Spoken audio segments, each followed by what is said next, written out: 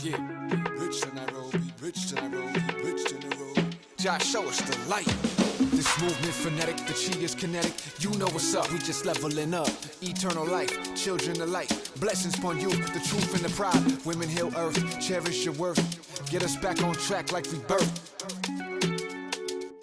Welcome to SolSocial with Dr. Makeba and friends, the soul-nourishing podcast that takes you on a journey of spirituality, self-discovery, and healing.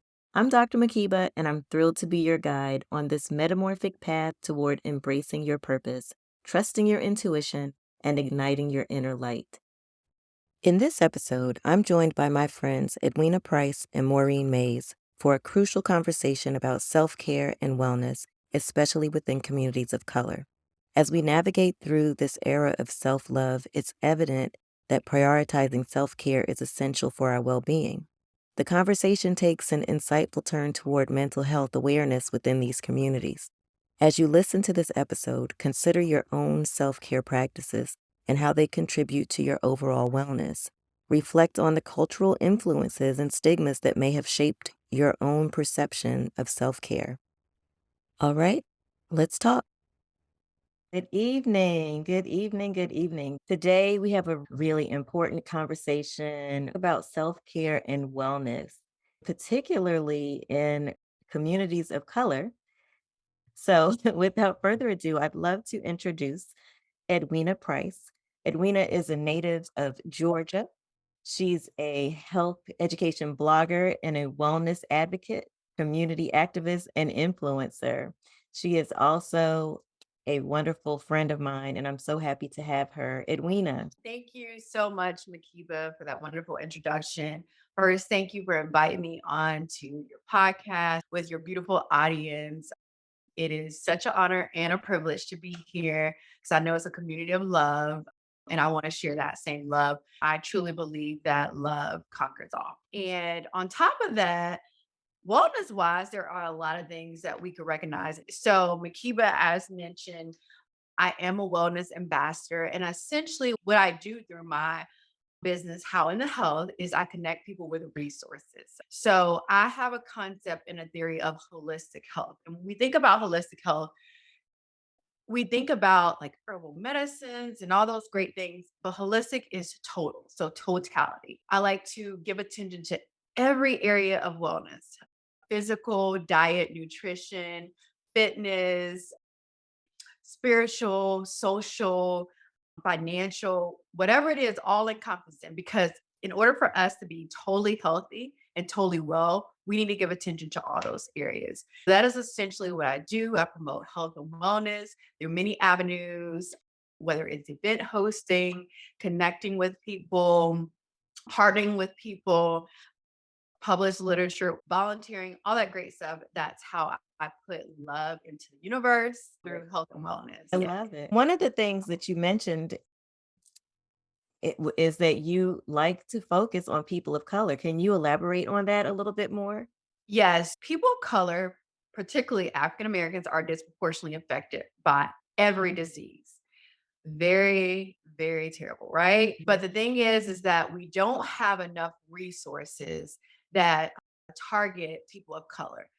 A lot of the resources historically that have been published or that are available, they aren't prepared in a way that is appealing to our community. A lot of what I do is make it relatable for people of color.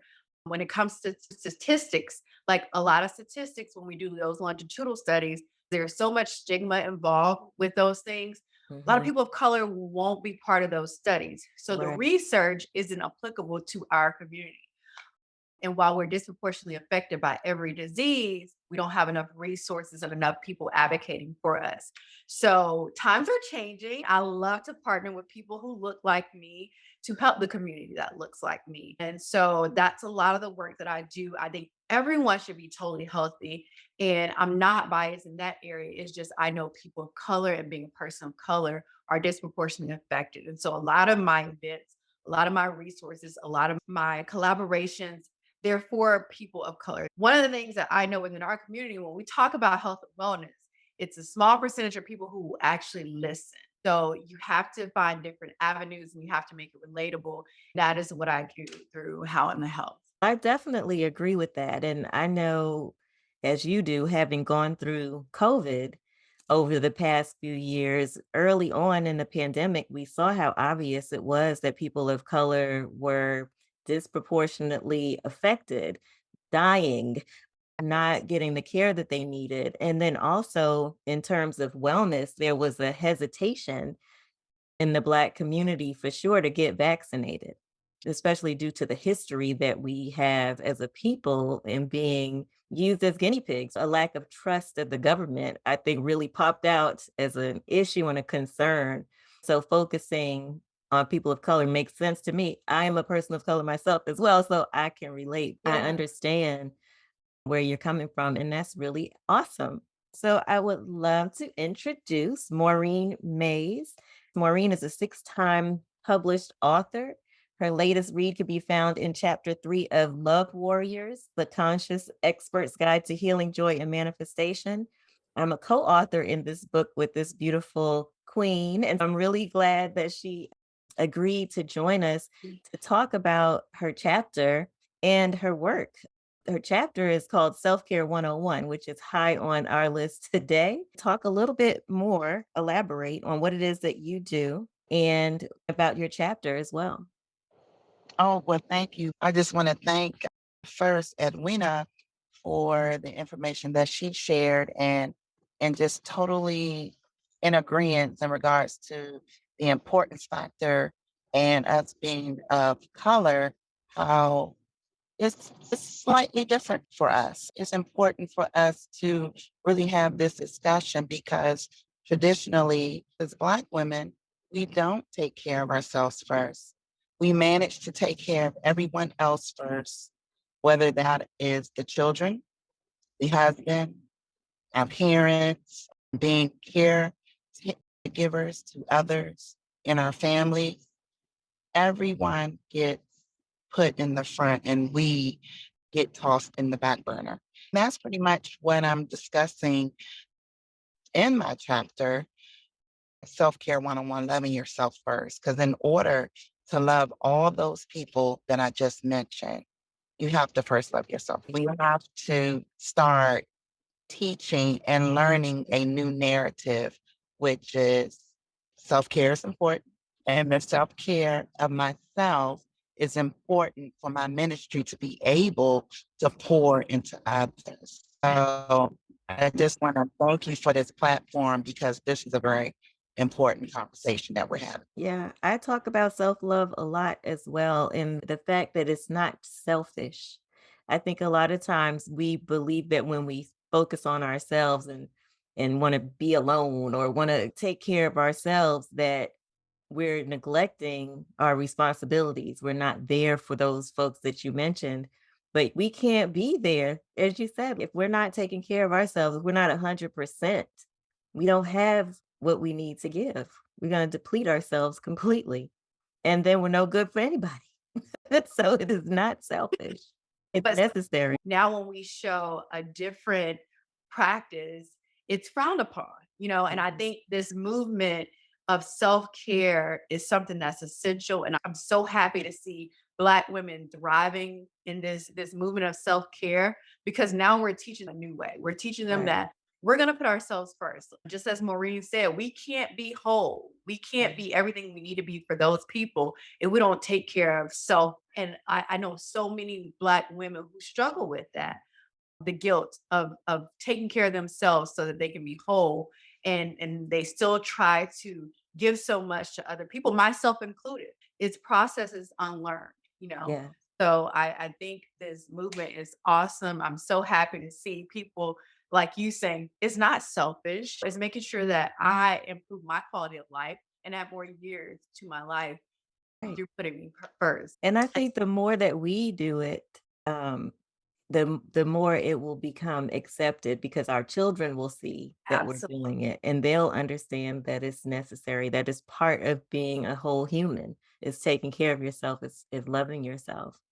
So Maureen, would you please share a couple of the practices that you suggest in your chapter to help people understand what you mean by loving yourself first? Oh, absolutely. I would love to.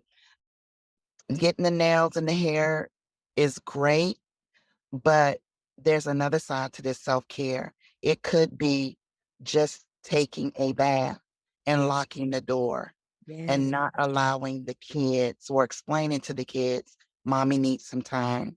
Do not knock on the door. Give me a half an hour.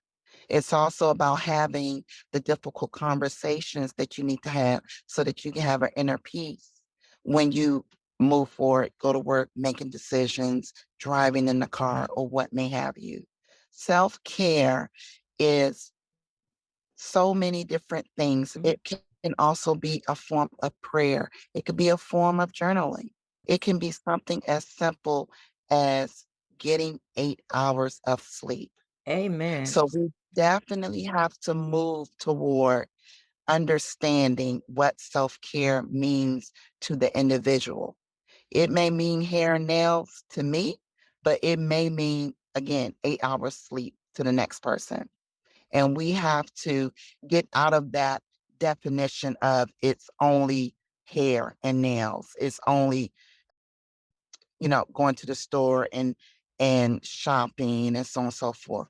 Help self-care is also budgeting, making Mm, sure that you have a budget, making sure Yeah. that you have a plan for your eating habits for the week, making sure you drink 8 glasses of water that day. So some of the things that I talk about in the chapter are those things and just getting the whole definition of self-care. I love that. I Love love that. it. It's so I mean, it's so easy to get through a whole day and forget to eat or forget to drink a glass of water or to be so busy that you don't make it to the bathroom. I'll hold it until I finish sending these last 5 emails. And then you're like, "Wait a minute." That is so important to make time for your self-care. You're taking care of your body. This human form that we have needs fuel. It needs sleep, all of that. I appreciate that. I Any do want to add one more thing, Dr. coach. McKeever, that Mhm. I didn't share. I want to also throw in therapy. Yes. Mhm. That is a taboo that we don't necessarily talk about Oh, yeah. in our community. Yes, that's great to have a good girlfriend that you can chit chat and, child and, go in with. But it's even better to have a professional license to provide an unbiased opinion in Yeah. regards to things that you may be going through. So Agree, again, difficult conversations. agree, agree. I'm glad you mentioned that, Maureen. Yes, I was gonna add that if nobody else mentioned it, because that's another thing that I advocate for is mental wellness in our Mm, community.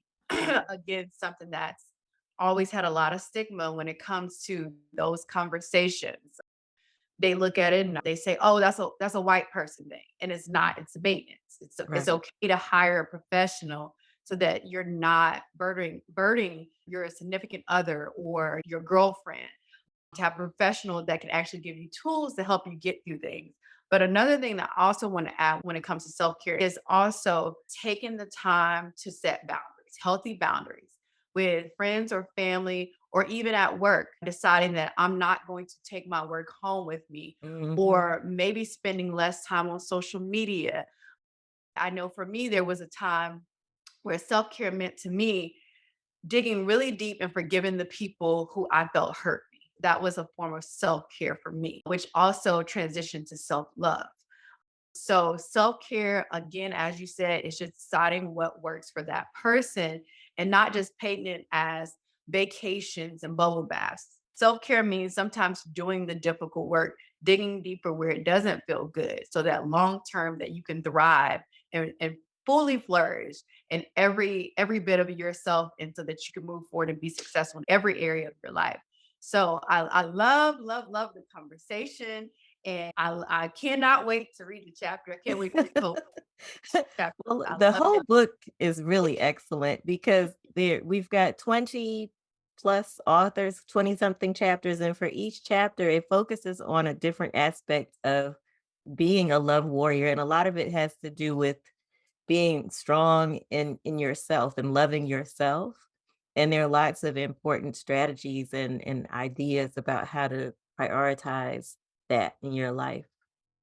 We are very knowledgeable on this call. We understand that it's important, but we have to make sure that we prioritize those things as well. We have to practice what we preach and learn different techniques because our way might not be the right way all the time. So continuing to learn and grow in this area is very essential. Maureen, you've written many, many books, and self care is a passion for you. But how did you get to this point? When did you recognize that this was super important? How did you get here? I'm definitely going to have to say that the pandemic was very instrumental. And I guess a lot of people can echo those sentiments in regards to the world stopped, right? God put the whole world on pause, right? And we Yeah. just kept trying to push play, but the radio wouldn't work, right? Right. And so during that time, there was a lot going on around the world, but it was a time where I was able to get quiet. I had started going back to therapy and I was trying to put some things in place like, what's going on here? Yeah. Why am I having these feelings? Why am I so restless? Why am I so tired? And one of the things that me and my therapist talked about was that even in even during the pandemic, I didn't know how to rest. I didn't know how to take advantage of the opportunity that there were no noise. There was nowhere to go, Right. right? And kind of dial it back and get back to me, self-care 101, and love myself first. Mm. And to do those things that I needed to do to pour back into myself so that I could pour into others. And it was those simple things that I discussed starting with therapy, but I'm a writer, getting back into journaling, making that time to journal, to write, to read, to Mhm. paint, to Mhm. cook, to Yeah. garden, Yeah. to have difficult conversations that I needed to pick back up, that I wasn't having those difficult conversations with. And just like Edwina said, also establishing those boundaries, right? So that was one of the things that had me to come back to my self-care. Because again, even in the pandemic, I actually was working 3 jobs Wow. and, really putting some things back into perspective regarding my budget, regarding my purpose, my intention, my goals, and that circled right back to my self-care. Whether I'm gonna be intentional and purposeful, I need to be the best me. We talking about better me in 2023. In Yeah. order for me to walk those things out, it comes right back to me and loving myself first.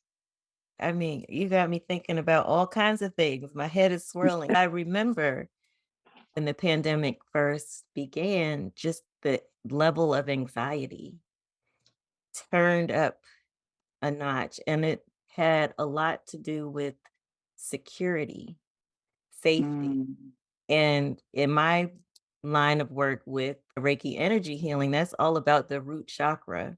And so if your foundation is rocked, all your other stuff is off. And so absolutely. for at least a year, that first year of the pandemic, I felt really off. And I too sought therapy. I had to get on medication, which again is another thing that's taboo. I needed some Zoloft. I was like, praise the Lord. This is what I need to get me balanced again because the needle had tipped so far off because of the news that I was consuming, because of the Mm, uncertainty about my job security, because of the fear of getting sick. All of those things made it very hard to be yes. still and to be focused, to enjoy the quiet solitude. I was home worried, like, oh my God, what's going to happen? So thank you for sharing that. Oh, you're welcome. And I thank you for sharing your story because I definitely can relate. Yes, Yeah. that whole time during the pandemic was real. And we definitely need to start opening that up to have those conversations so that people know that you're not alone. Yeah, for sure. For sure. Edwina, please, I would love to hear how you got into this space. Share. I mean, I know a lot about you because we worked together Right. for some time, but this aspect is new for you Yeah. as well. Yes. Mhm. Um, so the space of self-care and self-love, how did I get into this space? Much like you guys, I experienced the trials, and to be very transparent, I saw it my entire life when it comes to mental health, mental illness per se. And it was always that stigma centered around it. The thing was, oh, you don't want to be crazy like Uncle so and so. You don't want to be running around the street like Uncle so and so. So this is what you don't do. There was no education piece to it to let us know that this is passed down from generation to generation. And then also circumstantial and situational. All I knew is whatever I felt growing up, I had to suppress it. Okay. So that's what I did. I suppressed it because I didn't know what getting help looked like. And as I got older, became a mother, dealt with relationships and all of life's transitions, all of that childhood trauma came up. Mm. And now it's right here in front of me, and I had to face it. And I was like, there has to be a better way to deal with this. Okay. It has to be a better way to deal with this. So that is when I started researching. I started researching what it looked like to heal this part of myself. And I sought after a little knowledge, a little piece at a time. And then it wasn't until I had seasonal depression consistently and I contemplated taking my own life on a consistent basis is when I said, now I need that help. Now I'm okay with getting that help. If I need medication, if I need whatever, because I want to be here. I thank God for these little people who were truly my reason for being here. And I said, this is when I need to love myself more and I need to implement practices of self-care so that I can live a little bit longer. So that's when I really dove into what it looked like to truly be engulfed and inflamed in self care and what that looked like for me from time to time. We know the struggles, whether it's work or whatever. I question a lot. Certain news is a lot to deal with, and I'm losing control. As someone who's always had to be in control, I'm losing control and I don't know what to do. So I started to gain this new sense of self and I started getting this education piece. And I need to push this out some other way. This is when I gave a lot of energy to how to help. And it became blogs and series and events. And I said, God, I don't want to be as transparent. I'm a private person. So nobody need to know what's going on. People see me and they think, oh, she's so pretty. She got it all together, stuff like this. This is a time when I gotta open up. I gotta be completely honest with everybody of what I have going on. He was like, it's not about you. It's not about you. It's about telling the story so that you can help someone else. That was the most difficult time of my life. The most difficult time of my life as an adult. And it really stripped me down so much, even though I've had those moments where I've been stripped down. Like this is very difficult only because I thought I had done so much work to regain self and was easily taken back by all of those circumstances. So I did a maternal health series and it focused on every area, particularly Black women, when it came to self-care and self-love and maternal health and what that looked like. And again, all transparency, I have a 2-year-old, soon to be 3-year-old. And I put everything into that series. And when I say I was completely depleted, but I felt so relieved because the response was so great. Everybody was like, I'm glad you did this. Like, Yeah. understand how much I needed this. And I'm like, girl, you don't understand how much I need, right? And it was like, there is a need for this. There is a need for this, and I can't let up. So that's really when I really took off and I continued to pour into people through How to Help and through different avenues when it came to self-care and education about mental health and mental illness Yeah.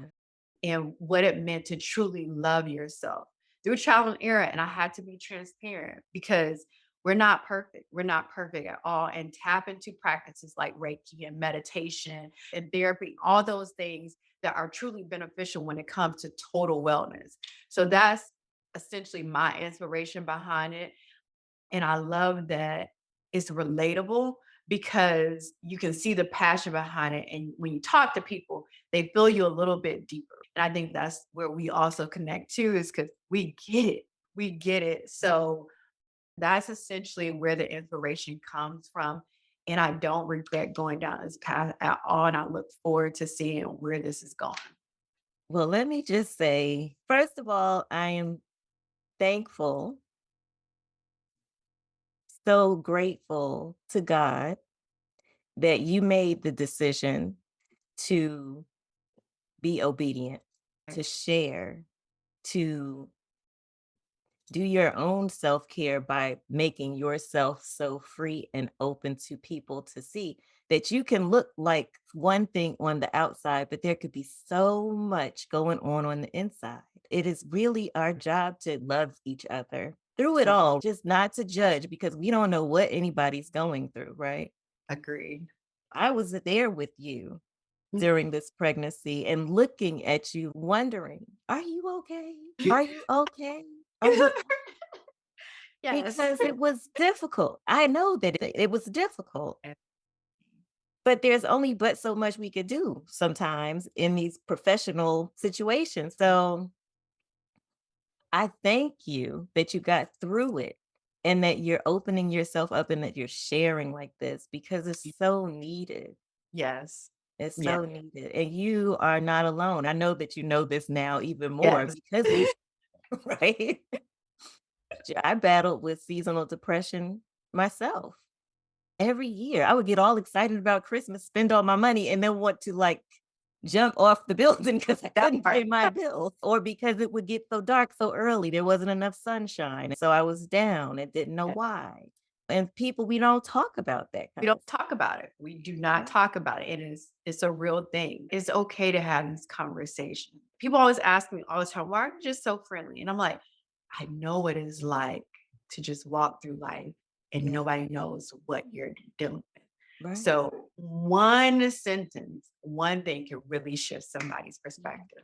Thing I wanted to just comment on is what you said about family not really being helpful in those situations. Because I recall my mother and love my mother to death, but I recall her asking me to snap out of it. And I'm like, I can't. And just because I can't doesn't mean I'm weak. It just means something's up. Something's wrong. If I have a bad cough, I need to go to the doctor and get that checked out. I am depressed. I am crying or at the verge of tears every day. That's not normal. I know that's not normal. And I can't just snap out of it. So what's the other alternative? A lot of people would say, well, go talk to your pastor. But then that goes back to what you said, Maureen. We need licensed professionals who know how to deal with these types of situations. And the pastor is not going to cut it 9 times out of 10 because that's not really their specialty unless they've got some kind of licensure or degree in psychology or something. So we have to give our children, our relatives, our friends, other alternatives, the right alternative, which is to seek professional counseling, professional help. They need somebody to talk to that understands what they're dealing with, who can diagnose their situation and who can help them work through it. I'm so glad that you touched on that because we just need to start having the conversation. We're very ignorant in regards to a community. Yeah. We just don't know how to have that conversation. Like you said, Makeba, snap out of it.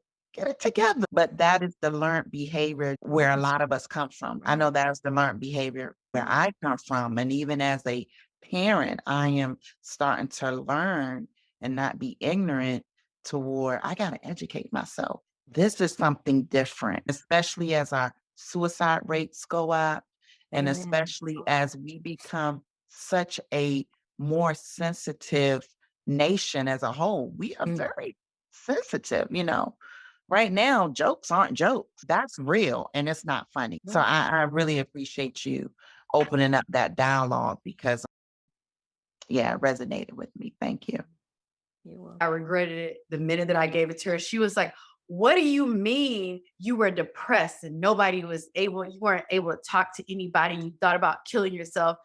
And I was like, you know what? I don't have a space for that. And as time progressed, because it showed up in my sister and it showed up in my nieces and nephews, I was like, this is a learning opportunity for you. Let me educate you on what this looks like because you don't know any better. Generationally, we've been taught there's no such thing as having these conversations. And it's a meme that's funny, but it's so relatable. It's like, oh, you depressed, you're behind in there washing dishes. But That's right. it's so Yes. it's a real thing. And it's like we need to be comfortable with the conversations. The very first time when I'm sorry if I get emotional, but when I was pregnant with my daughter and I was going through it and I was like, I think that the only thing is not to be here. And my friends were just like confused as to why I wouldn't answer the phone, why they couldn't reach me. It was about them. And I was like, as much as I don't want to have this conversation, this is what my life looks like. And their responses were a couple of them were like, I hear you, yeah, but what about me? And I'm like, you don't hear me. Like, you don't hear me. Like, let me educate you. Like, when you go to sleep at night, you go to sleep and you wake up and go. I go to sleep and I hope I don't wake up. And what's going to happen is you're going to be at my funeral and you're going to say, oh, we didn't know she was struggling. This is a time where you sit and you listen and you educate yourself. And that's another thing that I do through Pout and Help. What resources can I give to people when they have a loved one who suffers from depression, who suffers from a suicidal ideations, who suffers from anxiety? These days, like Maureen said, we're very sensitive. A joke is not a joke anymore. We're so on edge, and my conversations look so much differently now. The guy that I'm dating, I appreciate him so much because we're able to have those very transparent conversations to say, hey, something as simple as taking a shower right now means the world to me because I'm struggling. Yeah. And it is just right. It's so beautiful because we can't have those conversations. We don't have those safe spaces. We're made, like you said, we're told that we're weak. We're told that we're weak. And I just my goal and my hope is that these conversations become the norm. I love that, the organization is developing this behavioral health um, hub so that we can give more funding to that. I want to take it to even a political area where they stop taking away funding from behavioral health and that it's free for everyone so that we are comfortable with these decisions. I totally understand. I totally get it. And Maureen, I applaud you as a mother for being open to understand. We say, oh, you're just a kid. You don't have any real problems, but they do. It's so much different now. And we want to be able to be resourceful as possible, as loving as possible, so that we can also teach them self-love through that. Love yourself, even if you're different mentally. Love yourself through the tough situations and know that you have a safe space here with me. So I love that. And I just want to say, Edwina, it was a hard lesson because I wasn't that parent at first. I was the parent where if you don't go in there and take a shower, what is wrong with you? Why are you sleep? So I had to learn the hard way. And so my prayer is that, God will restore me and my daughter's relationship during this time as I get more information, as I educate myself, and as I love myself, as I love myself first so that I can be ready to pour into her when that time comes back around. Amen. Well, I hear you. I understand too. My daughter went through some stuff with her first year in college where she was so depressed and failing, but I didn't want to pull her out because I felt like she needed to do better. And it took me understanding how to read her chakras to Wow. feel that her heart chakra was so off. She was trying so hard, but she just couldn't get it. She couldn't do it. It wasn't in her. She was so depressed. And my spirit guides swooped down and they were like, pull her out of school. And I'm like, but she's got to go to school. I have a bachelor's, a master's, and a doctorate. How's she not even going to get a bachelor's? So I'm like, she has to do this. She has to do that. In my head, I'm thinking about me. Like you said, Edwina, like your friends were like, well, what about me? I'm thinking, what about me? What's that going to look like if you drop out of school? But it's not about me. And so I was able to thankfully pull her out, get her together mentally. And now she's thriving in a school that is for her, learning fashion, which is her passion. Wow. It really took me as an empath taking the time to really focus my attention on her energy and feeling the authenticity of it. She wasn't just fooling around, making stuff up. She felt it deeply in her soul that it wasn't right for her. I'm saying all of this to say that even as attentive parents who are open to therapy and things like that, we can miss things. Don't beat up on yourself. We don't know everything. We're all learning and growing. And we have to be compassionate with ourselves in the same way that we are with those around us. I have really enjoyed this conversation. Thank you all for being so open and sharing your stories. I mean, we talking about self-care and wellness, but we really got down to some deep realness. And I appreciate that because that's what the people need to hear. Thank you so much for tuning into this episode. You can take action by educating yourself and seeking support, whether through therapy, meditation, journaling, or setting healthy boundaries. Remember, self-care is a journey, and by embracing it, we empower ourselves to thrive mentally, emotionally, physically, and spiritually. Take care. Love you. Bye-bye. Come on, yeah. Rich to Nairobi, rich to Nairobi, rich to Nairobi. Josh, show us the light.